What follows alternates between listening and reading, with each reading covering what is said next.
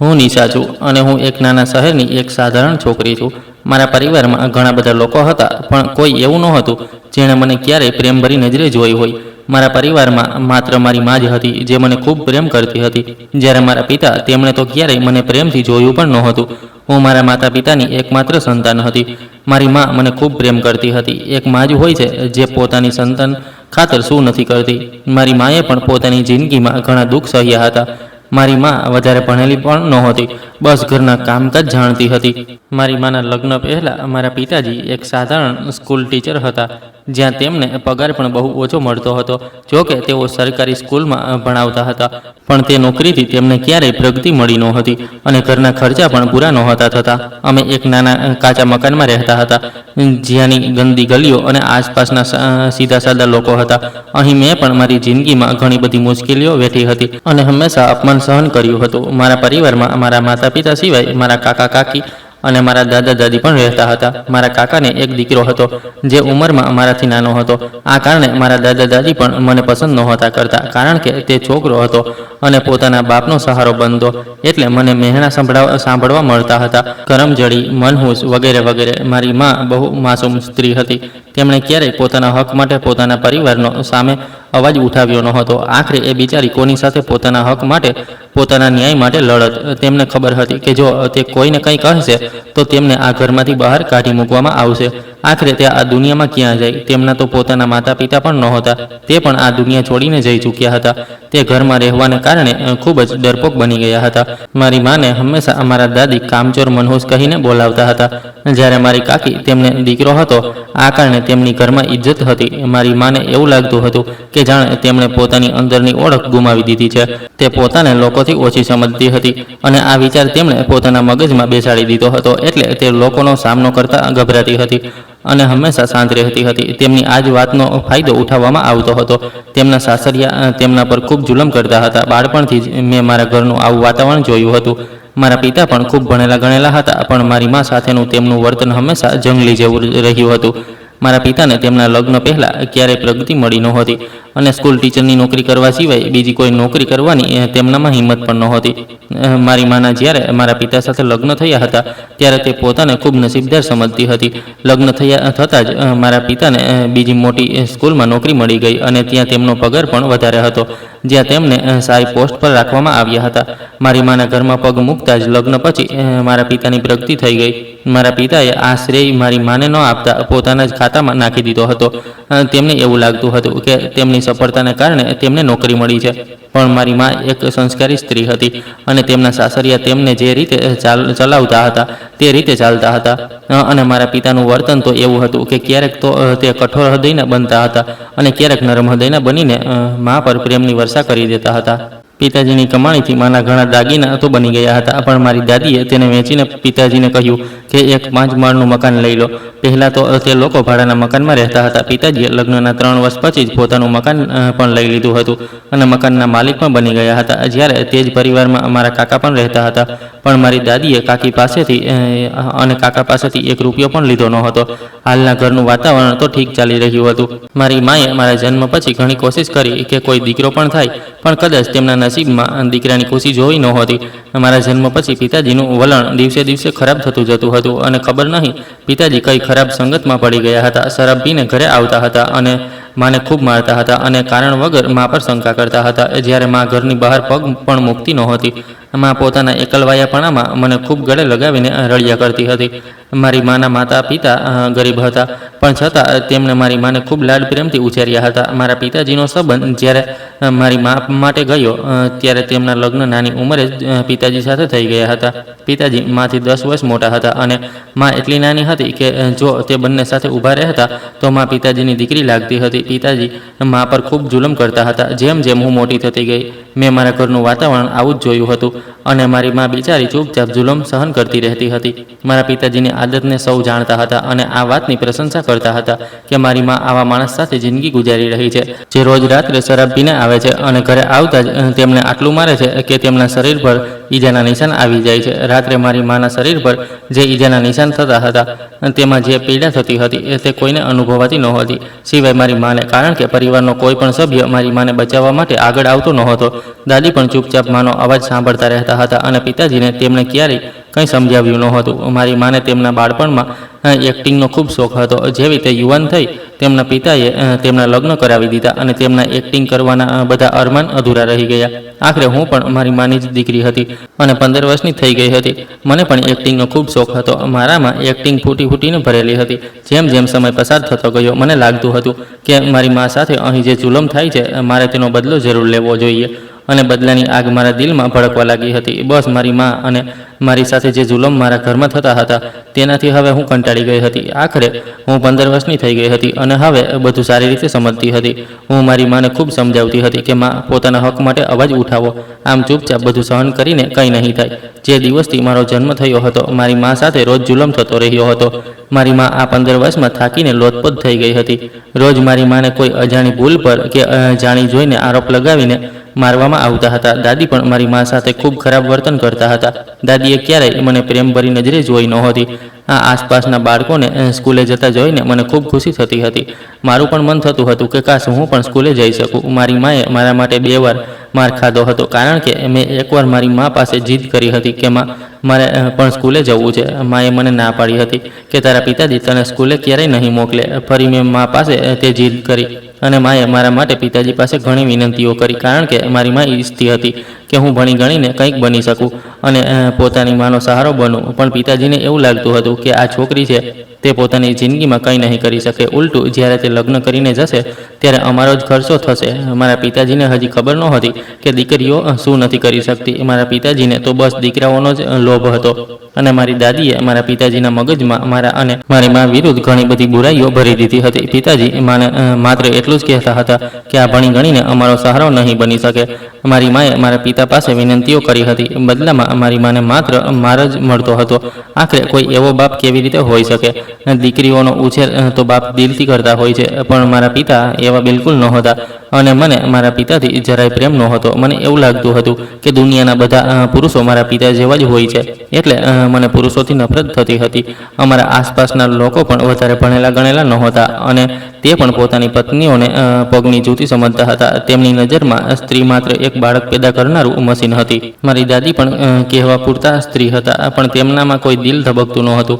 મારા ખ્યાલથી તો દાદીની અંદરની મમતા પણ મરી ચૂકી હતી. ત્યારે જ તેમણે બીજાની દીકરીને ક્યારેય પોતાની દીકરી ન સમજી. જ્યારે મારી દાદીની પોતાની પણ કોઈ દીકરી નહોતી, માત્ર 2 દીકરા જ હતા અને તે મારી મા પાસેથી પણ આ જ અપેક્ષા રાખતા હતા. મારી માને દીકરી પેદા કરવા બદલ ખૂબ જ મોટી ગુનેગાર માનવામાં આવતી હતી. જ્યારે મારી કાકીને ઘરમાં ખૂબ ઇજ્જત આપવામાં આવતી હતી, કારણ કે તેમને એક દીકરો હતો. દાદી રોજ માની કોઈને કોઈ ખામી કાઢીને પિતાજી પાસે માને માર જરૂર ખવડાવતા હતા અને પછી મોટા ગર્વથી બધાને કહેતા હતા કે મેં મારી વહુને મારા કબજામાં રાખી છે. મજાલ છે મારો દીકરો વહુની વિરુદ્ધ જઈને મારી વાત ટાળી દે. આ હોવા છતાં પણ મારી મા હંમેશા પોતાની સાસુને પોતાની મા સમજતી હતી. એક દિવસ પિતાજી શરાબ પીને ઘરે આવ્યા તો મને ખૂબ મારવા લાગ્યા, કારણ કે માએ તેમને કહ્યું હતું કે તમે આ જે કંઈ પણ કરો છો તે ખૂબ ખોટું છે. ક્યારેક ભગવાનની સામે બેસીને તમારા પાપોની માફી પણ માંગી લો. શરાબ પીને પોતાનું નુકસાન કરી રહ્યા છો. આખી જિંદગી તમે પોતાનું નુકસાન કરતાં જ પસાર કરી દીધી. તમે ક્યારેય પોતાનો ફાયદો ન વિચારી શક્યા. હંમેશા તમે પોતાના પરિવાર વિશે જ વિચાર્યું, માત્ર મને અને મારી દીકરીને છોડીને. બસ આ વાતથી પિતાજી નારાજ થઈ ગયા અને મને ખૂબ માર્યા, કારણ કે મારી મા પણ બધાથી કંટાળીને ક્યારેક પિતાજીને જવાબ આપી દેતી હતી. પણ મારી માએ મારા માટે પિતાજી પાસે ખૂબ માર ખાધો અને તેમને મને સ્કૂલે મોકલવા માટે તૈયાર કરી જ લીધા હતા. પછી હું એક સરકારી સ્કૂલમાં ભણવા જતી હતી, કારણ કે આ બધું મારી માને કારણે જ શક્ય બન્યું હતું. મને ભણવાનો ખૂબ શોખ હતો અને મારી મા પણ એ જ ઈચ્છતી હતી કે હું ભણી ગણીને કંઈક બની શકું. મને મારા પિતાજી બિલકુલ સારા નહોતા લાગતા, કારણ કે તે મારી મા પર હાથ ઉઠાવતા હતા અને તેમને ગાળો આપતા હતા અને દાદીના કહેવા પર તેમને ખાવાનું પણ નહોતા આપતા, જેના કારણે તે મને સારા માણસ નહોતા લાગતા. પુરુષ એ હોય છે જે સ્ત્રીની રક્ષા કરે છે, જેના છાંયડામાં સ્ત્રી એ ખુશીથી જીવે. પણ મારા પિતા તો કોઈ હેવાનથી ઓછા નહોતા. મારી મા એટલી સારી હતી કે જ્યારે પણ હું મારા પિતાને ખરાબ કહેતી તો મારી મા મને એ જ સમજાવતી કે તારા પિતાજી ખૂબ સારા છે. તેમણે ક્યારેય મારા દિલમાં પિતાજી વિરુદ્ધ નફરત ભરવા નહોતી દીધી. પણ છતાંય મને મારા પિતા પસંદ નહોતા, કારણ કે હું સમજદાર હતી અને બધું જાણતી હતી. છતાંય મને ક્યારેય મારા પિતાનો કોઈ પ્રેમ કેમ ન મળ્યો તેની કોઈ ચિંતા નહોતી. હું રોજ સવારે ઉઠતી તો ઘરમાં એક નવો તમાશો ચાલી રહ્યો હોય અને આંખ ખુલતા જ જોતી કે માં આંસુ વહાવી રહી છે અને માને માં બહેનની ગાળો મળી રહી છે. માં તો બસ ચૂપચાપ આ બધું સહન કરતી રહેતી. મારી માં એટલી હિંમતવાળી હતી કે ઘરનું બધું કામ પણ કરતી હતી, દાદીની વાતો પણ સાંભળતી હતી, કાકીની પણ વાતો સાંભળતી હતી અને પિતાજીનો માર પણ ખૂબ ખાતી હતી. છતાંય મારી માએ ક્યારેય હિંમત ન હારી અને બસ ભગવાનની આગળ હાથ જોડીને પિતાજીની સલામતીની દુઆઓ કરતી રહેતી હતી. પિતાજી તો પોતાની ફરજથી બેખબર હતા, પણ માં હંમેશા તેમને એ જ સમજાવતી હતી કે અમારી એક દીકરી પણ છે અને હવે તે યુવાન થવાની છે. પણ પિતાજીને મારી કોઈ પરવા જ નહોતી. મારી માં અંદરથી તો ખૂબ તૂટી ચૂકી હતી, પણ બહારથી તે ખૂબ મજબૂત બની રહી હતી. હું મારા માતા પિતાની એકમાત્ર સંતાન હતી, પણ મારા પિતા તો મને જોવાનું પણ પસંદ નહોતા કરતા. પિતાજી તો મને પોતાના દુશ્મન જ સમજતા હતા. તેમનું ચાલે તો મને ગળું દબાવીને મારી નાખત. હું આખો દિવસ માની આસપાસ જ રહેતી હતી. માએ મને થોડા ઘણા ઘરના કામ પણ શીખવી દીધા હતા અને કહેતી હતી કે મોતનો કોઈ ભરોસો નથી. શું ખબર હું ક્યારે તને છોડીને આ દુનિયામાંથી ચાલી જાઉં. હું તો માત્ર તારા ખાતર જ જીવી રહી છું, નહીં તો ક્યારની આ દુનિયામાંથી જઈ ચૂકી હોત. માની આવી વાતો સાંભળીને મારા દિલને ખૂબ અફસોસ થતો હતો. હું બહુ લાચાર હતી અને મારી મા માટે કંઈ પણ કરી શકતી નહોતી. મારું દિલ ખૂબ દુખતું હતું. મારી માનો માસૂમ ચહેરો જોઈને મને રડવું આવી જતું હતું. મા મને ખૂબ પ્રેમ કરતી હતી, પ્યારી બીટિયા કહીને બોલાવતી હતી, પોતાના હૃદયથી લગાવી રાખતી હતી. આ ઘરમાં એક મારી મા જ હતી જે મને પ્રેમ કરતી હતી. બાકી બધા તો માત્ર નફરત જ કરતા હતા. પિતાજી અને દાદીએ તો ક્યારેય મારી સાથે પ્રેમથી વાત પણ નહોતી કરી. એવું ન હતું કે હું બદસુરત હતી, હું તો ખૂબ સુંદર હતી. મારી મા પણ ખૂબ સુંદર હતી અને લોકો કહેતા હતા કે હું મારી મા પર જ ગઈ છું. મારી મા તો નાની ઉંમરની હતી, પણ તેમની મુશ્કેલીઓએ તેમને મોટી ઉંમરના બનાવી દીધા હતા. ક્યારેક તો મારી માનો હાથ બળી જતો હતો કે પછી પગમાં ઈજા થઈ જતી હતી, કારણ કે મારી દાદી પણ મારી મા સાથે ખૂબ જુલમ કરતી હતી. તો ક્યારેક શરીરના કોઈ ભાગ પર ઘાવ પડ્યો હોય. હું પૂછતી એ પણ હતી કે માં આ શું થયું છે, તો માં મને કંઈ પણ નહોતી કહેતી અને વાત ટાળી દેતી હતી. મારી માં ધીમે ધીમે બીમાર થવા લાગી હતી. મારી માને માર ખાતા 15 વર્ષ થઈ ગયા હતા, કારણ કે હવે તેમનું શરીર પણ થાકવા લાગ્યું હતું. આખરે કોઈ માણસ ક્યાં સુધી આટલો જુલમ સહન કરી શકે. માના હાડકા પણ જવાબ દેવા લાગ્યા હતા. મારી મા મને કહેતી હતી, મને એવું લાગે છે કે મારી જિંદગી બહુ ઓછી છે. મારી વહાલી દીકરી નિશા, ભગવાન તને ખૂબ સારો જીવનસાથી આપે. કોઈ પણ મારા પિતાજીને સારો માણસ નહોતું કહેતું. લોકો કહેતા હતા કે આ માણસ આખી રાત રખડપટ્ટી કરતો રહે છે, પોતાના રખડેલ મિત્રો સાથે મળીને શરાબ પીવે છે અને છોકરીઓ પર પણ ગંદી નજર નાખે છે. મારી માને જ્યારે આ વાતોની ખબર પડી તો મારી માને ખૂબ ચિંતા થતી. મા પિતાજીને સમજાવતી હતી કે તમારી પણ દીકરી છે, બીજાની દીકરીઓને પણ પોતાની દીકરી જ સમજો, અને બસ રડતી રહેતી હતી. મા જો પિતાજીને કંઈ સમજાવતી પણ હતી તો પિતાજી બદલામાં તેમના પર હાથ જ ઉઠાવતા હતા. ઘરમાં જેટલા પણ પૈસા જમા હતા અને જેટલી પણ તેમની કમાણી થતી હતી તે બધી શરાબ પર લૂંટાવી દેતા હતા. માના દાગીના પણ તે ચોરી કરીને લઈ જતા હતા. હવે હું વધુ પરેશાન રહેવા લાગી હતી, કારણ કે હું યુવાન થઈ રહી હતી અને માને મારા લગ્નની ચિંતા લાગી રહેતી હતી. મા ઈચ્છતી હતી કે તેમના આ દાગીનાને તે મને મારા લગ્નમાં આપે. તે દાગીના માએ ખૂબ છુપાવીને રાખ્યા હતા, જેથી દાદીને ખબર ન પડે. જો દાદીને ખબર પડી જાત તો સમય પહેલાં જ તે તેમની પાસેથી લઈ લેત. એક દિવસમાં ખૂબ બીમાર થઈ ગઈ. ડૉક્ટરે પિતાજીને કેટલીક દવાઓ લાવવા કહ્યું હતું. પિતાજી પાસે પૈસા નહોતા, તે દવાઓ લઈને ન આવ્યા અને મારી મા આ દુનિયા છોડીને ચાલી ગઈ. મારી માને સારવારની સખત જરૂર હતી. જો સમય પર મારી માને સારવાર મળી હોત તો કદાચ મા થોડા વધુ દિવસ જીવી શકી હોત. તે દિવસોમાં હું હાઈસ્કૂલમાં ભણી રહી હતી. માના ગયા પછી મને ખૂબ એકલતા અનુભવાતી હતી. બસ હું મારી માના જવાનું દુઃખ મનાવતી રહેતી હતી. માના મૃત્યુ પછી પણ પિતાજીને કોઈ અફસોસ નહોતો થયો. તેમની આખી જિંદગીની સાથી છૂટી ગઈ હતી. ત્યારે પણ તેમના ચહેરા પર ચિંતાની એક રેખા પણ નહોતી. પણ હું પણ ક્યાં માણસ પાસેથી અપેક્ષા રાખી રહી હતી, જેણે આખી જિંદગી મારી માને એટલી તકલીફો આપી હતી કે આખરે એક દિવસ તેમણે પોતાના જીવથી હાથ ધોઈ જ નાખ્યો. અને બસ હું આ બધું જોતી રહી. મને ખબર હતી કે હવે મારો અભ્યાસ પણ છોડાવી દેવામાં આવશે અને જે જુલમ મા સાથે થતા હતા તે હવે મારી સાથે થશે, કારણ કે મારાથી તો બધા પહેલાંથી જ નફરત કરતા હતા. મારી પાસે હવે કોઈ સહારો નહોતો. મારી મા પણ મને છોડીને ચાલી ગઈ હતી, જેના છાંયડામાં હું પોતાને છુપાવી લેતી હતી. હવે હું ક્યાં જાઉં, કોની સાથે મારી મુશ્કેલી શેર કરું, મને કંઈ સમજાતું નહોતું. મારી આંખો સામે તો જાણે કાળું અંધારું છવાઈ ગયું હતું. બસ હું એ જ વિચારતી રહેતી હતી કે મારી માએ કેમ ન સમજ્યું કે જો તે આ દુનિયામાંથી ચાલી જશે તો મને કોણ સમજશે? આ વિચારતા વિચારતા મને રાતભર ઊંઘ આવતી નહોતી. મને મારી મા સાથે સૂવાની આદત હતી. આટલી મોટી થયા પછી પણ હું મારી માને વળગીને સૂતી હતી અને મારી માને સુગંધની આદત હતી. મારી માના પાલવને પકડીને સૂવાની આદત હતી. હું બસ એ જ વિચારતી હતી કે હવે હું મારી મા વિના કેવી રીતે જિંદગી ગુજારીશ. મેં કબાટ ખોલ્યું અને મારી માના કપડાં કાઢ્યા. તેમની સાથે વળગીને સૂઈ ગઈ. મા તો પ્રેમનું બીજું નામ હોય છે. મા વગર તો મારી દુનિયા જ ઉજળી ગઈ હતી. મા વિના હું કેવી રીતે રહીશ? આ વિચારીને મને એક વિચિત્ર ગભરામણ થતી હતી. માના મૃત્યુ પછી જ ઘરની બધી જવાબદારીઓ, બધા કામ મારા માથે આવી ગયા હતા. મારા પિતાજીએ મને કહ્યું કે હવે આગળ ભણવાની કોઈ જરૂર નથી, હાઈસ્કૂલ કરી લીધું છે, બસ હવે ઘરે બેસ. આ તો હું જાણતી હતી કે સૌથી પહેલાં મારો અભ્યાસ જ છોડવામાં આવશે, કારણ કે હું માત્ર મારી માને કારણે જ ગણી રહી હતી. બાકી કોઈને મારા ભણતરની કોઈ પરવા નહોતી. હું આંસુ ભરેલી નજરોથી મારા પુસ્તકોને જોતી રહેતી હતી. તે સપનાઓ વિશે વિચારતી હતી જે પૂરા થયા વિના જ તૂટી ગયા હતા. થોડા દિવસો સુધી તો બધું આમ જ ચાલતું રહ્યું. દિવસ રાત મારા રડતા રડતા જ પસાર થતા હતા. પછી થોડા દિવસો પછી મને ખબર પડી કે પિતાજી બીજા લગ્ન કરવાના છે.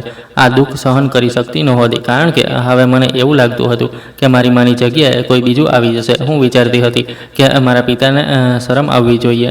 પોતાની યુવાન દીકરીના લગ્ન વિશે ન વિચારતા તેમને પોતાના લગ્નની ચિંતા છે. મને પૂરી આશા હતી કે કોઈ આવા માણસને પોતાની દીકરી નહીં આપે, કારણ કે આસપાસના બધા લોકો મારા પિતાજી વિશે સારી રીતે જાણતા હતા. કારણ કે મહોલ્લાવાળાઓને પણ ખબર હતી કે તે પોતાની પહેલી પત્નીને કઈ રીતે મારતા હતા અને તેની સાથે કેવું વર્તન કરતા હતા. બધું જાણ્યા પછી પણ કોઈ પોતાની દીકરી કેવી રીતે આપી શકે? આખરે લોકો ગરીબ તો જરૂર હોય છે, પણ એવા તો નહીં કે પોતાની દીકરીને ઊંચકીને આવા દરિંદાને આપી દેવામાં આવે. જે દેખાવા પણ સારો નહોતો અને આદત તો તેની ખરાબ જ હતી. શરાબ પીતો હતો અને એટલી સંપત્તિ પણ નહોતી કે મહેલ ઊભો કરી લીધો હોય. કયો એવો પિતા હશે જે પોતાની દીકરીના લગ્ન મારા પિતા જેવા યવાન માણસ સાથે કરાવશે? જ્યારે એક માણસ ખોટા કામોમાં પડી જાય છે તો એ એટલી સહેલાઈથી તેમના બહાર નીકળી શકતો નથી. પણ મારા આ અનુમાનો બિલકુલ ખોટા પડ્યા હતા. થોડા દિવસો પછી જ પિતાજી મારી જ ઉંમરની એક છોકરીને પોતાની સાથે લગ્ન કરીને ઘરે લઈ આવ્યા હતા. તે દેખાવમાં તો ખૂબ માસૂમ હતી, પણ અંદરથી ખૂબ ચાલાક હતી. પણ હું તે છોકરીને જોઈને વિચારમાં પડી ગઈ હતી. મારા પિતાજી જેવા માણસને કોઈ પોતાની દીકરી કેવી રીતે આપી શકે? અને આ છોકરીએ આ માણસમાં શું જોયું હતું? આમાં અને પિતાજીની ઉંમરમાં પણ ખૂબ ફરક હતો, પણ હું તેના વિશે કંઈ જાણતી નહોતી. તે ક્યાંથી આવી છે અને શું કરતી હતી? પિતાજીના બીજા લગ્ન પછી મારી જવાબદારીઓ વધુ વધી ગઈ હતી. આખો દિવસ હું ઘરના કામકાજમાં લાગેલી રહેતી હતી. પિતાજી જ્યારે ઘરમાં આવતા હતા તો પોતાની પત્નીની ગુલામીમાં લાગેલા રહેતા હતા અને ક્યારેક બંને રૂમમાં એકલા બેસીને ખબર નહીં શું વાતો કરતા હતા. તે બંનેને કોઈ શરમ નહોતી. મને તો આવું બધું જોઈને ખૂબ ગુસ્સો આવતો હતો. આખરે મારી મા બિચારી, તેમણે આ ઘર માટે શું નહોતું કર્યું અને બદલામાં મારી માને શું મળ્યું? માત્ર માર અને ગાળો. અને આ ગઈકાલની આવેલી છોકરી, તેને તો પિતાજી ખૂબ પ્રેમની નજરે જુએ છે. મારી સાવકીમાં મને હંમેશા કોઈને કોઈ વાત પર ઠપકો આપતી રહેતી હતી અને હંમેશા ગુસ્સાભરી નજરે જોતી હતી અને મને કહેતી હતી કે હું તારી મા જેવી નથી જે ચૂપચાપ તારા પિતાનો માર ખાશે. હું તો તારા પિતાને તેમની ઓકાતમાં રાખીશ. તે છોકરી ખૂબ ચાલાક હતી.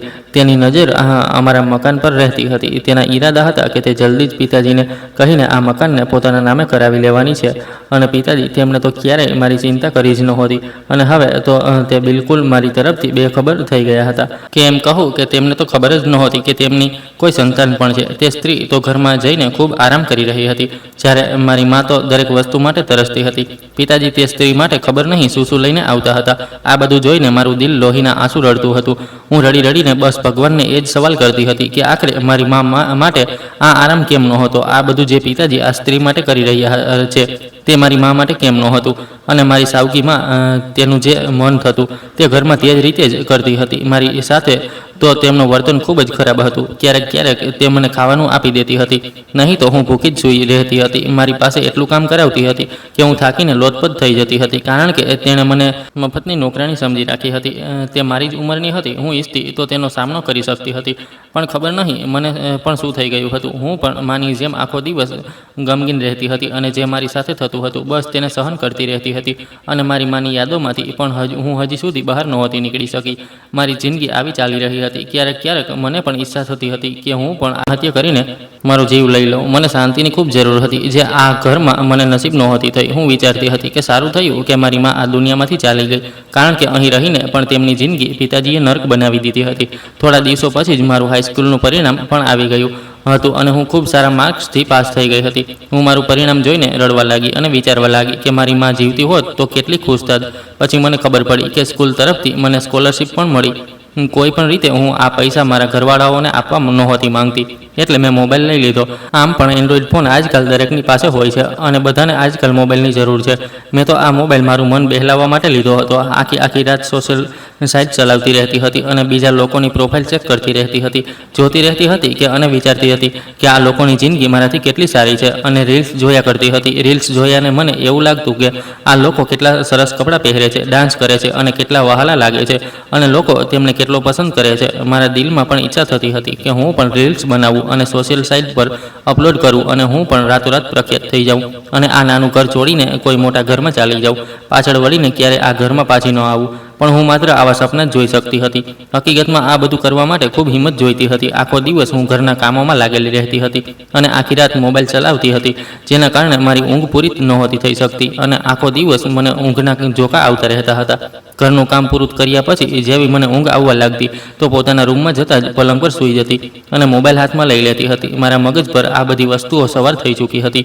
હું આ વસ્તુઓની આદી થઈ ગઈ હતી. હું પણ મોબાઈલમાં તે છોકરીઓને જોઈને તૈયાર થતી હતી, મેકઅપ કરતી હતી અને તેમની જેમ પોતાને બનાવવાની કોશિશ કરવા લાગી હતી. મારી સાવકીમાં મને મહેણા મારતી હતી કે તારા પર પાંખો ફૂટી છે, જ્યારથી તારું 10માનું પરિણામ આવ્યું છે ત્યારથી તું વધારે ઉછાળવા લાગી છે. મારી સાવકીમાં મારી સુંદરતાથી ખૂબ ઈર્ષ્યા કરતી હતી. પિતાજી સાથે લગ્ન કર્યા પછી તેની સુંદરતા વધવાને બદલે ઓછી થતી જતી હતી. હવે તો તે પરણેલી સ્ત્રી લાગવા લાગી હતી. પિતાજીના શરીરમાંથી તો શરાબની દુર્ગંધ આવતી હતી અને હવે તે દુર્ગંધ તે સ્ત્રીના શરીરમાંથી પણ આવવા લાગી હતી. હું જાણતી હતી કે થોડા વર્ષો પછી તે પિતાજીના બાળક પેદા કરવાનું મશીન બની જશે. તે મને જે પણ કહેતી હું તેની વાતો ટાળી દેતી હતી અને તેનાથી નજર ચુરાવીને મારા રૂમમાં ચાલી જતી હતી. હું મારી અલગ જ દુનિયામાં ખોવાઈ ચૂકી હતી. દિવસ રાત મારા સપનાઓની દુનિયામાં ખોવાયેલી રહેતી હતી. હું મારા રૂમમાં જઈને મારા સારા ફોટા ખેંચતી હતી અને મારા ફોટા અપલોડ કરી દેતી હતી અને મારા ફોટા પર ઘણા બધા લાઇક અને કોમેન્ટ આવતા હતા. લોકો મારા ફોટા શેર કરવા લાગ્યા હતા. એક દિવસ હું સપનામાં જોઈ રહી હતી કે હું એક મોટી ગાડીમાંથી ઉતરી છું અને મેં ખૂબ સુંદર ડ્રેસ પહેર્યો છે. જેવી હું ગાડીમાંથી બહાર ઉતરી અને મેં મારો ફોન હલાવ્યો તો લોકો મારી એક ઝલક માટે પાગલ થઈ રહ્યા હતા. મને જોતા જ બેકરાર થઈ ગયા હતા અને મારા સ્વાગત માટે પોતાના હાથમાં ફૂલ લઈને ઊભા હતા. હું આ મહેફિલ જોઈને અને લોકોની પ્રશંસા સાંભળીને ખૂબ ખુશ થઈ રહી હતી. પછી અચાનક મને લાગ્યું કે મારા ગળા પર બે જાડા હાથ છે. ત્યારે અચાનક ગભરાઈને મારી આંખો ખુલી ગઈ અને હું સપનાની દુનિયામાંથી પાછી આવી ગઈ. મેં પોતાને જોયું તો મેં એ જ જૂના કપડાં પહેરી રાખ્યા હતા જે હું ઘરમાં પહેરેલી હતી. મને પોતાને જોઈને નફરત થઈ રહી હતી. બસ એ જ વિચારી રહી હતી કે કાશ હું મારા સપનામાં જ રહેતી. પણ મારી સાવકી માએ આવીને મને ઉઠાડી દીધી અને કહેવા લાગી કે દિવસ નીકળી આવ્યો છે અને હવે કામ પર લાગી જા. મહારાણીઓની જેમ મોડે સુધી ન સૂઈ રહે. મને તો તેની કડવી વાતો સાંભળવાની આદત હતી. મેં ક્યારે રીલ્સ નહોતી બનાવી. હું માત્ર મોબાઈલ પર છોકરીઓને વિડીયો જોતી હતી કે તે કઈ રીતે ડાન્સ કરી રહી છે, તેમણે કયા પ્રકારના કપડાં પહેરી રાખ્યા છે. આ બધું મને ખૂબ પસંદ આવતું હતું. મને આ બધું કરવાનો ખૂબ શોખ હતો. એટલે એક રાત્રે મેં ખૂબ હિંમત કરીને મારો વિડીયો બનાવી જ લીધો અને તે રીલ અપલોડ કરી દીધી. પછી હું જેવી કામમાંથી ફ્રી થતી અને રૂમ બંધ કરીને વિડીયો બનાવતી હતી. હું વારંવાર છુપાઈને મારા પાલાવથી મોબાઈલ કાઢીને એ જોતી રહેતી હતી કે આખરે કેટલા લોકોએ મારો વિડીયો જોયો છે. અને જેમ મારા વ્યૂ વધતા હું તે જોઈને ખૂબ ખુશ થતી જતી હતી. હજી હું સોશિયલ સાઇટ પર એટલી પ્રખ્યાત તો નહોતી થઈ કે તે પહેલાં જ મારા પિતા પાસે કોઈએ ફરિયાદ કરી દીધી. જોકે પિતાજીએ ક્યારેય મને આ વિશે પૂછવાની કોશિશ પણ નહોતી કરી, કારણ કે તેમને પોતાની પત્ની અને પોતાની શરાબમાંથી એટલી ફુરસદ જ નહોતી. પણ એક દિવસ મારાથી ભૂલ થઈ ગઈ હતી. હું મારા રૂમમાં આવી અને મારા રૂમનો દરવાજો બંધ કરવાનું ભૂલી ગઈ અને રૂમમાં આવતા જ મેં વિડીયો બનાવવાનું શરૂ કરી દીધું. એટલામાં જ પાછળથી મારી સાવકી માએ મને જોઈ લીધી, જેના વિશે મને ખબર નહોતી, અને પિતાજીના ઘરે આવતા જ તેણે મારા વિશે બધું તેમને જણાવી દીધું. તેણે પિતાજીને જણાવ્યું કે તારી દીકરીને ખૂબ પાંખો ફૂટી છે, જરૂર તેનો કોઈ આશિક પણ હશે, દેખાવે તો ખૂબ માસૂમ લાગે છે પણ બિલકુલ નથી. એટલે હું ઈચ્છું છું કે તેના જલ્દીથી લગ્ન કરી દેવામાં આવે. અને પિતાજીને કહેવા લાગી કે તમે મારી વાત નથી માનતા. કોઈ દિવસ આ છોકરી આપણને ખૂબ મોટો ધોખો આપી જશે અને હવે તો મેં તેને રંગે હાથે પકડી લીધી છે. તારી દીકરી પાસે મોબાઈલ છે અને તે વિડીયો બનાવીને સોશિયલ સાઇટ પર નાખે છે. તે તારી ઇજ્જતની ધજિયા ઉડાવી દેશે. તેણે મારા પિતાજીને મારા વિરુદ્ધ ખૂબ ભડકાવ્યા હતા. તેના ભડકાવવામાં આવીને મારા પિતાજી કહેવા લાગ્યા, મને મોબાઈલ આપી દે. જેવા પિતાજીએ મારી પાસે મોબાઈલ માંગ્યો, હું તેમની વાત સાંભળીને ખૂબ ડરી ગઈ હતી. પિતાજીને ગુસ્સામાં જોઈને મેં તરત જ મોબાઈલ કાઢીને આપી દીધો. જેવો મેં તેમના હાથમાં મોબાઈલ આપ્યો, તેમણે મારી તરફ ગુસ્સાથી જોયું અને મોબાઈલને જોરથી જમીન પર પછાડી દીધો. મોબાઈલના 2 ટુકડા થઈ ગયા હતા. પિતાજી મને મારવા લાગ્યા અને કહેવા લાગ્યા કે તે આમને આ ફળ આપ્યું છે એટલે જ હું તને ઘરની બહાર નહોતો કાઢવા માંગતો. મને ખબર છે, હું પણ સ્કૂલમાં ભણવા જાઉં છું. આજકાલની યુવાન છોકરીઓ શું ગુલ ખીલાવી રહી છે. આ કારણે જ હું તારી માને ના પાડતો હતો કે આને ભણાવીશ નહીં, પણ ન તો તારી મા માની અને ન તો તું. તો અમારી ઇજ્જતને માટીમાં ભેળવવા ચાલી છે. મેં પિતાજીને કહ્યું કે મેં કોઈ ગુનો નથી કર્યો અને હું તમને કોઈ જવાબ આપવા નથી માંગતી. આખરે તમે મને કયા હકથી સવાલ કરી રહ્યા છો? ક્યારેક તમે મને પોતાની દીકરી સમજી છે? ગુસ્સામાં આવીને મારા પિતાજીએ મને એટલો માર્યો કે મારા શરીર પર કોઈ એવો ભાગ નહોતો જેના પર ઈજા નિશાન ન આવ્યા હોય. તે રાત મારા માટે સૌથી વધારે ખતરનાક સાબિત થઈ હતી. મને માર્યા પછી મારા પિતાજી કહેવા લાગ્યા, હવે હું તને આ ઘરમાં વધારે સહન નહીં કરી શકું. કાલે જો આસપાસના પડોશીઓ સુધી આ ખબર પહોંચી ગઈ તો બધા અમારી પૂછપરછ કરશે. હું તેમને શું જણાવીશ? આખરે તેની માએ જ તેનો આવો ઉછેર કર્યો છે. 1-2 વાર મને કોઈએ ફરિયાદ તો કરી હતી, પણ મેં તેની વાત પર વધારે ધ્યાન નહોતું આપ્યું. આજે જ્યારે પોતાની આંખોથી મોબાઈલ જોઈ લીધો છે તો વિશ્વાસ આવી ગયો છે કે આ તો કોઈ પણ દિવસે મારી ઇજ્જતને માટીમાં ભેળવી દેશે. તારી મા તો મને જિંદગીમાં ક્યારેય સુખ ન આપી શકી. હવે તું પણ મારા માટે મુશ્કેલીઓનું મૂળ બની ગઈ છે. પિતાજીની આ બધી વાતો સાંભળીને હું તેમની માફી માંગવા લાગી. મારું દિલ તો ખૂબ દુખી રહ્યું હતું. હવે હું ઘરમાંથી ક્યારે બહાર નહોતી નીકળતી. ઘરની બહાર નીકળવાની વાત પર મને ડર લાગવા લાગ્યો હતો. મેં પિતાજીને કહ્યું, હું આગળ ક્યારે આવી કોઈ ભૂલ નહીં કરું. તમે મને માફ કરી દો. પિતાજીએ મને કહ્યું, નહીં, હવે હું તને ક્યારેય આ ઘરમાં નહીં ઝીલી શકું. હમણાં જ આજ સમયે આ ઘરમાંથી નીકળી જા. હું પિતાજીની સામે હાથ જોડીને કહેવા લાગી, પિતાજી, હું આ રાતના અંધારામાં ક્યાં જઈશ? પણ પિતાજીએ મારી એક ન સાંભળી અને મારી સાવકી માં મને હસતા હસતા જોઈ રહી હતી. મેં તેની તરફ જોતા કહ્યું, તું આજે મારી હાલત પર હસી રહી છે. કાલે તારા ઉપર પણ આ સમય જરૂર આવશે. પિતાજીએ મને જબરજસ્તી ઘરની બહાર કાઢી મૂકી અને ઘરના બધા સભ્યો મને ઊભા જોઈ રહ્યા હતા. કોઈએ મને રોકવાની કોશિશ પણ નહોતી કરી. હું ખાલી હાથે ઘરમાંથી નીકળી હતી.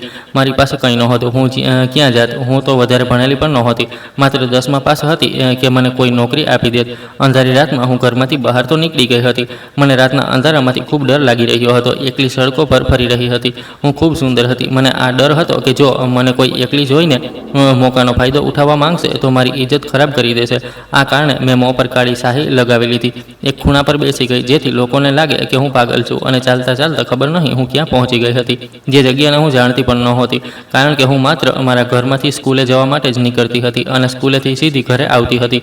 મને તો રસ્તો પણ યાદ નહોતો. પછી મને એક મંદિર દેખાયું. હું તે મંદિરના પગથિયા પર બેસીને ભીખ માંગવા લાગી. ક્યારેક કોઈ ખાવાનું પણ આપી દેતું હતું, જેનાથી મારી ભૂખ મટી જતી હતી. હું પોતાને ખૂબ લાચાર મહેસૂસ કરી રહી હતી. હું આવી જિંદગી ગુજારવા નહોતી માંગતી, કારણ કે હું આ લાયક જ નહોતી. મારા પરિવારના હોવા છતાં પણ હું અનાથ હતી. લોકોની સામે ભીખ માંગવા માટે મારું અંતરાત્મા સ્વીકાર નહોતું કરતું. હું નહોતી ઈચ્છતી કે હું લોકોની સામે હાથ ફેલાવું. હું પોતે કમાઈને ખાવા માંગતી હતી, પણ બસ એ જ વિચારતી રહેતી હતી કે મને કોઈ નોકરી કેવી રીતે આપશે. આ વિચારીને હું શાંત થઈ જતી હતી. ભગવાનની આગળ ગીડગીડાવીને પ્રાર્થના કરતી હતી કે કાશ મને કોઈ રસ્તો મળી શકે.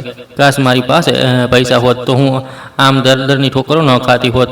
એક દિવસ હું એક સ્ત્રી પાસે ભીખ માંગવા લાગી. તે સ્ત્રીએ મને ધ્યાનથી જોઈ. હું સમજી ગઈ હતી કે તે સ્ત્રી મને જોઈ રહી છે, પણ આમ તો રોજ મને હજારો સ્ત્રીઓ મળતી હતી જે મને ધ્યાનથી જોતી હતી અને મને પૂછતી હતી કે તારી માં ક્યાં છે, તારા પિતા શું કરે છે અને તું કેમ ભીખ માંગે છે? યુવાન છોકરી છે, હાથ પગ સલામત છે, પોતે પણ કંઈક કરીને ખાઈ શકે છે, આખરે ભીખ કેમ માંગે છે? હું લોકોની આવી વાતો સાંભળીને કંટાળી ગઈ હતી અને કહી દેતી હતી કે મારી માં બીમાર છે અને મારા પિતા જુગાર રમે છે. મારી માની સારવાર માટે પૈસાની જરૂર હોય છે, એટલે હું ભીખ માંગુ છું. અને આ વાત સાંભળીને તે સ્ત્રીઓ મને પૈસા આપી દેતી હતી. હું કોઈને પણ મારી સચ્ચાઈ નહોતી જણાવી શકતી કે મને ઘરમાંથી કાઢી મૂકવામાં આવે છે. હું રોજ મારા ચહેરા પર શાહી લગાવતી હતી અને મારી શકલ શાહી લગાવતા કાળી થવા લાગી હતી.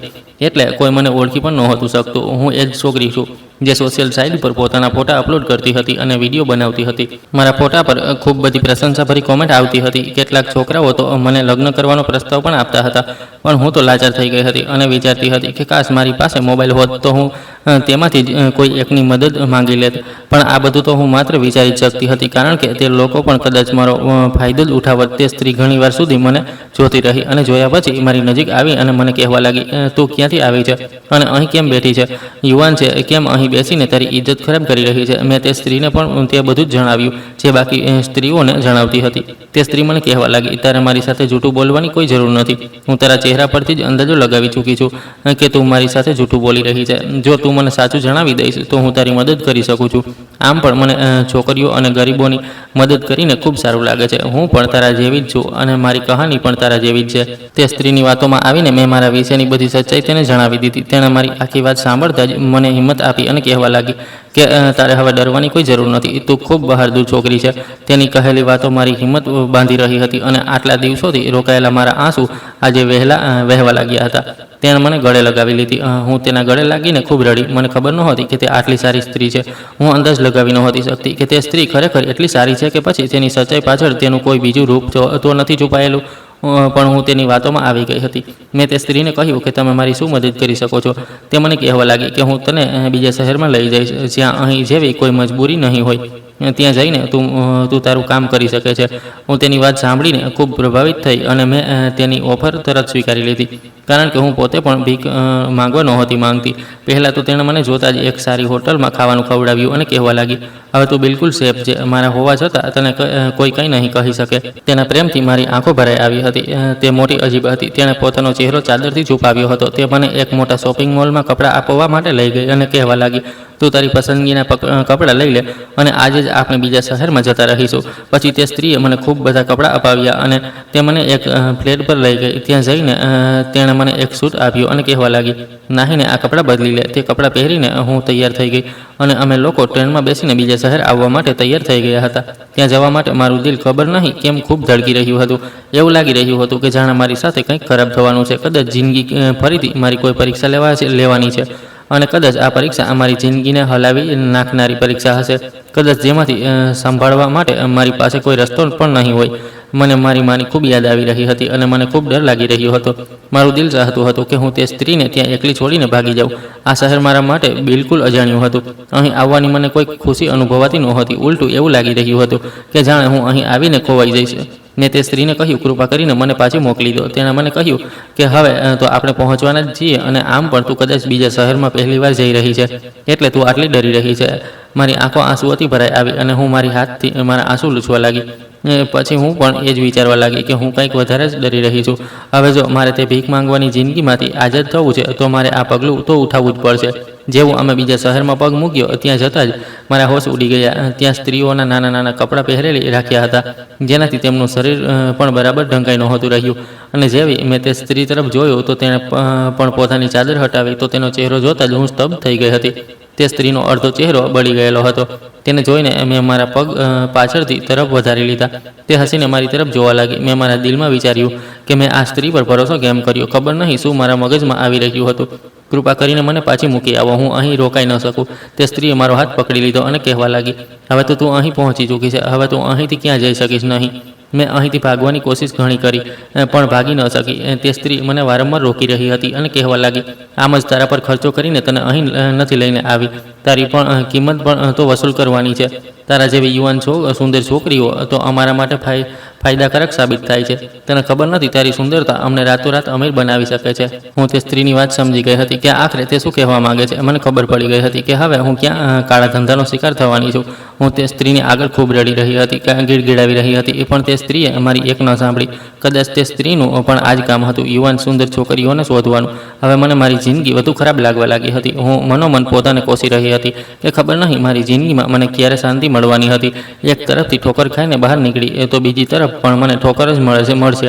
આ વિચારીને મારી હાલત ખરાબ થતી જતી હતી. ખબર નહીં આ લોકો મારું શું હાલ કરશે. જ્યારે હું વધારે જ રડવા લાગી અને તેના પગ પકડી લીધા તો કદાચ તે સ્ત્રીને મારા પર થોડો ખ્યાલ આવ્યો હતો. તેણે મને સીધી બેસાડી અને કહ્યું કે જો આ દુનિયામાં ઇજ્જતથી રહેવું સ્ત્રીનો હક છે, પણ આ દુનિયાવાળા આપણને શાંતિથી જીવવા નથી દેતા. તેણે પોતાના વિશે જણાવ્યું. તે કહેવા લાગી, હું પણ તારા જેવી જ છું. મને પણ આવી જ પરિસ્થિતિઓમાં અહીં લાવવામાં આવી હતી જેમ તું આજે અહીં આવી છે. હું ખૂબ મોટા અમીર બાપની દીકરી હતી. એક છોકરાને ખૂબ પ્રેમ કરતી હતી. મારા પિતાની ઇજ્જત ન રાખી અને તે છોકરા સાથે ભાગીને લગ્ન કરી લીધા. તે છોકરો મને આ શહેરમાં લઈને આવ્યો હતો અને અહીં આવીને તેણે મને વેચી દીધી હતી, કારણ કે મેં તેના પર ભરોસો કર્યો હતો. તે છોકરા ખાતર હું મારા માતા પિતાની ઇજ્જતને રોડીને આવી હતી, પણ તેણે મારી સાથે શું કર્યું આજે અંજામ તારી સામે છે. હું ભાગવાની કોશિશ કરી રહી હતી ત્યારે તે છોકરાએ તેના સાથીઓ સાથે મળીને મારા ચહેરા પર નાખી દીધું હતું. તેના કારણે મારો ચહેરો બળી ગયેલો છે અને તે છોકરો મને અહીં મોકલીને જતો રહ્યો. મને ખબર પડી કે તે છોકરો મને છોડીને અહીંથી જતો રહ્યો છે. હવે મારી પાસે અહીં રોકાવા સિવાય કોઈ બીજો રસ્તો નહોતો. તેના કારણે મારી શકલ જ નહીં પણ મારી આખી જિંદગીને બગાડી નાખી હતી. એટલે હું ઈચ્છું છું કે તું પણ ચૂપચાપ અહીં રોકાઈ જા અને જે થઈ રહ્યું છે તેને થવા દે. હું તે સ્ત્રી સાથે ચૂપચાપ ચાલી આવી. જો કે હું રડી તો ખૂબ રહી હતી પણ મારું રડવું કોઈ કામ ન આવ્યું. મારા રડવાનો અવાજ ગળામાં જ દબાઈને રહી ગયો હતો. હું ત્યાં જ મેં જોયું કે ત્યાંનું તો એક અલગ જ દ્રશ્ય હતું. તે લોકોએ મને રૂમમાં બંધ કરી દીધી. હું રડતી રહેતી હતી, ચીસો પાડતી રહેતી હતી. કેટલાક દિવસો તો તેમણે મને રૂમમાં જ બંધ રાખી. પછી તેમણે મને કામ પર લઈ જવાનું શરૂ કરી દીધું. પછી હું રોજ નવા કપડાં પહેરતી હતી. હું રોજ તેમની આગળ હાથ જોડીને માત્ર એ જ કહેતી હતી કે મને અહીંથી જવા દો. તેમણે મને કહ્યું કે હવે તું અહીંથી જઈ શકીશ નહીં અને જો તું અમારો સાથ આપીશ તો તેમાં તારો જ ફાયદો થશે. થોડા જ વર્ષોમાં અમે તને છોડી દઈશું. તને ખબર નથી તું તારી આ સુંદરતાને કારણે કેટલા પૈસા કમાઈ શકે છે. પણ હા, જો તે હોશિયારીથી બતાવવાની કોશિશ કરી તો તું પોતાની નજર મેળવવાના કાબિલ નહીં રહે. જે સ્ત્રી મારો કોન્ટ્રાક્ટ લેતી હતી તે સ્ત્રી ત્યાંથી બોસ કહેવાતી હતી. છોકરીઓ ખરીદવું અને વેચવું તેનો વ્યવસાય હતો. રોજ એક મોટી ગાડી આવતી હતી જેમાં બેસીને હું ચાલી જતી હતી અને એ જ ગાડી મને પાછી મૂકવા જતી હતી. દિવસ આરામમાં અને રાતો કામમાં પસાર થતી હતી. જ્યારથી આ કોઠા પર આવી હતી મારી જિંદગી બેરંગ જેવી થઈ ગઈ હતી. અહીં આવીને મને ખૂબ ગૂંગળામણ મહેસૂસ થતી હતી. મેં અહીંથી ભાગવાની ઘણી કોશિશ કરી પણ અહીંથી ભાગવું મારા બસની વાત નહોતી. જ્યારે પણ હું ભાગવાની કોશિશ કરતી આ લોકો ગમે તેમ કરીને મને પકડી જ લેતા હતા. રોજ મારા શરીર પર અનેક ડાઘ પડતા હતા. રોજ હું કોઈ નવા માણસના પલંગની રોનક બનતી હતી. પછી થોડા દિવસો પછી હું ત્યાંની જાણીતી હસ્તી બની ગઈ. હવે મેં આ બધું સ્વીકારી લીધું હતું. રોજ હું એક નવા અમીર માણસની સાથે રાત ગુજારતી હતી. કોઈ બિઝનેસમેન હોય, કોઈ વકીલ, તો કોઈ પોલીસવાળો, તો કોઈ સોની. દરેક સાથે મારા સારા સંબંધો બની ગયા હતા. રોજ મારા શરીર પર એક નવા માણસની મહોર લગાવવામાં આવતી હતી. હવે કામ કરતાં કરતાં મને ત્યાં 12 વર્ષ થઈ ગયા હતા. હવે જ્યારે હું તે લોકોના કામની ન રહી તો તે લોકોએ મને આઝાદ કરી દીધી. મને આ આઝાદીની ખૂબ કદર થઈ પણ આની સાથે સાથે મેં ખૂબ બધા પૈસા પણ કમાવી લીધા હતા. હવે મને ત્યાંથી નીકળતા ડર નહોતો લાગતો. મને ખબર હતી કે મારી પાસે એટલા પૈસા છે કે હું હવે ક્યાં પણ જાઉં મારા લોકોના મહેણા નહીં સાંભળવા પડે. હું મારા ઘરે જવા માંગતી હતી. હું ખૂબ ખુશ હતી. ઈચ્છતી હતી કે મારા પિતાની સામે ઊભી રહીને તેમને એ જણાવીશ કે હેવન તમારા ઘરોમાં નહીં પણ બહાર પણ હોય છે. તમે જે તે રાત્રે મને ઘરમાંથી બહાર કાઢી મૂકી હતી તેણે તો મારી જિંદગી જ બદલી નાખી. મારી મા તો મારા લગ્નના સપના સજાવતી હતી. અહીં સુધી કે તે મારા માટે પોતાના દાગીના પણ સાચવીને રાખતી હતી. પણ તેમણે શું કર્યું? તેમણે તો દાગીના જેવી દીકરીને જ ઘરમાંથી ધક્કા મારીને કાઢી મૂકી. હવે મને ભીડભાડ, રોનક, ચમક દમક આ બધી વસ્તુઓથી નફરત થવા લાગી હતી. મોંઘા કપડાં, તૈયાર થવું, સજવું ધજવું આ બધું મને અનકમ્ફર્ટેબલ મહેસૂસ કરાવતું હતું. હું ઈશ્વર પાસે રડીને મારા પાપોની માફી માંગતી હતી કારણ કે હું તે સ્ત્રીની વાતોમાં આવીને ભડકી ચૂકી હતી. આજે મારા શહેરમાં છેલ્લી રાત હતી. આખા શહેરમાં ન્યૂ યરનું સેલિબ્રેશન થઈ રહ્યું હતું. ચારે તરફ ગીતો વાગી રહ્યા હતા. કોઈ છોકરી નાના કપડાં પહેરીને નાચી રહી હતી તો કોઈ નશામાં ધૂત હતી. પણ હું તો ખૂબ ખુશ હતી કારણ કે હું હવે આ નર્કમાંથી બહાર નીકળવાની હતી. આખા શહેરમાં ચારે તરફ રોશની જ રોશની થઈ રહી હતી. લોકો એકબીજાને ન્યૂ યરની શુભેચ્છાઓ આપી રહ્યા હતા. ખબર નહીં એક તારીખ બદલવાથી શું આખા વર્ષના બધા દુઃખ ખતમ થવાના હતા. જે આટલી સખત ઠંડીમાં પણ લોકો સડકો પર કારણ વગર ફરીને એકબીજાને શુભેચ્છાઓ આપી રહ્યા હતા. એક હું જ હતી જે ઊંડા વિચારમાં ડૂબેલી હતી. મને તે રાત પસાર કરવી ભારે પડી રહી હતી. બસ મન કરી રહ્યું હતું કે આ ભીડભાડથી નીકળીને ચાલી જાઉં. મને માત્ર સવાર થવાની રાહ હતી. ત્યાં મને ખૂબ ગૂંગળામણ મહેસૂસ થઈ રહી હતી. એવું લાગી રહ્યું હતું કે જાણે મને શ્વાસ પણ નહીં આવી રહ્યો. જ્યારે મેં ત્યાં પૂરા 12 વર્ષ ગુજાર્યા હતા અને હવે મારાથી 12 કલાક પણ અહીં રોકાઈ શકાતું નહોતું. એવું લાગી રહ્યું હતું કે જાણે મારા દિલ પર કોઈ બોજ છે. આ સખત ઠંડીમાં પણ મને ગરમી મહેસૂસ થઈ રહી હતી. ભૂખ અને થાકથી શરીર લોથપોથ થઈ રહ્યું હતું અને આ થાકને કારણે મને બધી રોનક બેકાર લાગી રહી હતી. મને ખૂબ સખત ભૂખ લાગી રહી હતી પણ અહીંનું ખાવાનું પણ હવે મારું મન નહોતું કરી રહ્યું.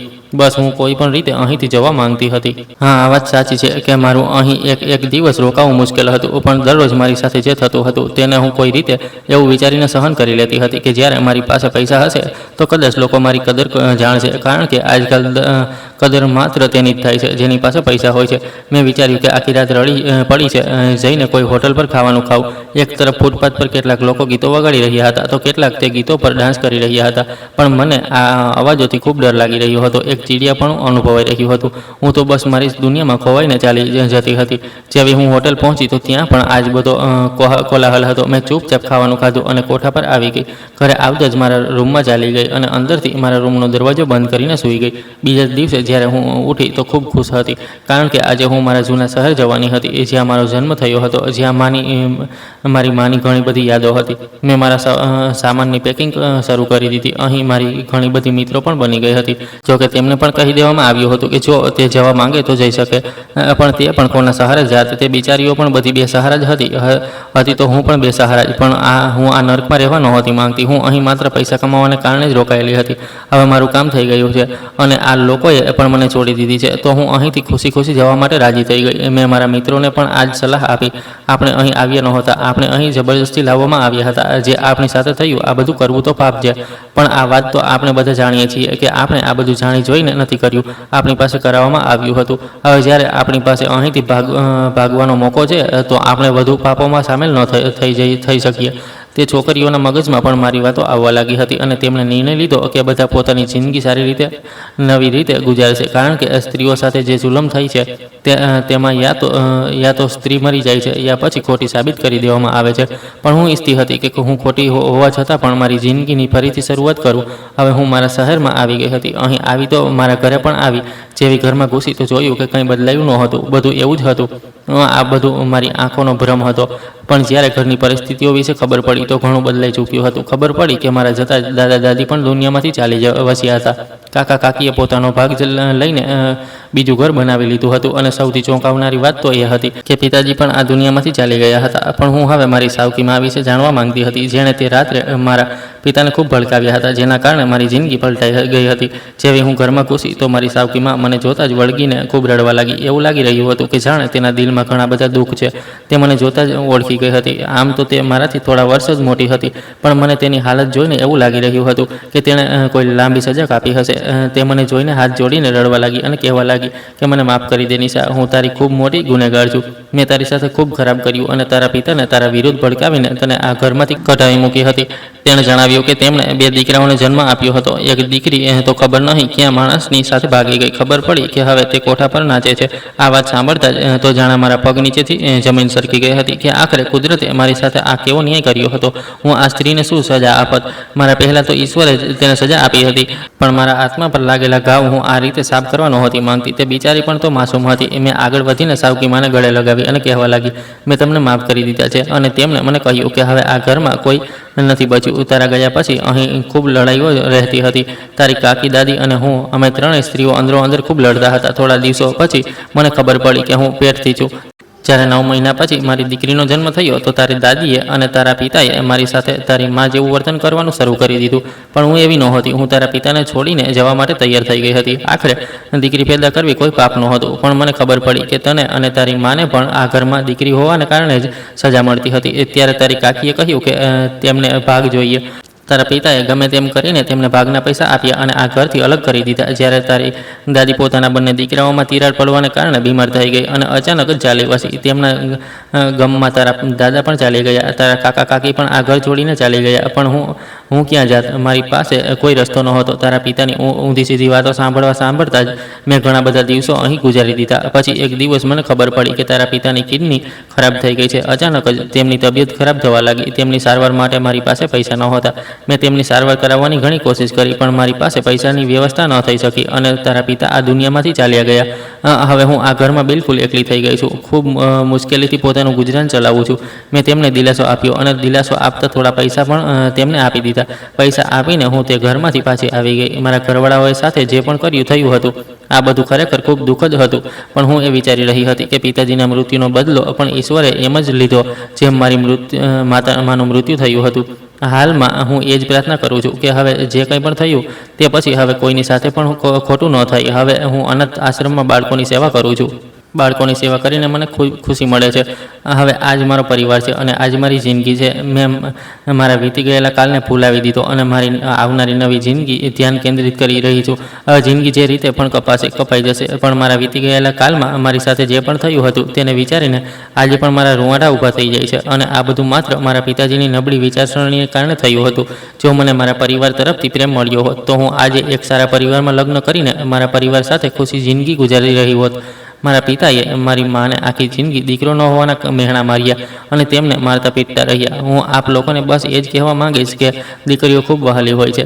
તેમને પોતાના હૃદયથી લગાવીને રાખો, ન કે તેમને પોતાના બોજ સમજો. દીકરીઓ જ તો ઘરની રોનક છે. મિત્રો, આશા રાખું છું કે તમને અમારી વાર્તા પસંદ આવી હશે. જો વાર્તા પસંદ આવી હોય તો વિડીયોને લાઇક કરો, ચેનલ પર નવા હો તો ચેનલને સબસ્ક્રાઈબ કરો અને હા, નોટિફિકેશન બેલને જરૂર દબાવો જેથી આગામી અપડેટ સૌથી પહેલાં તમને મળે. ધન્યવાદ.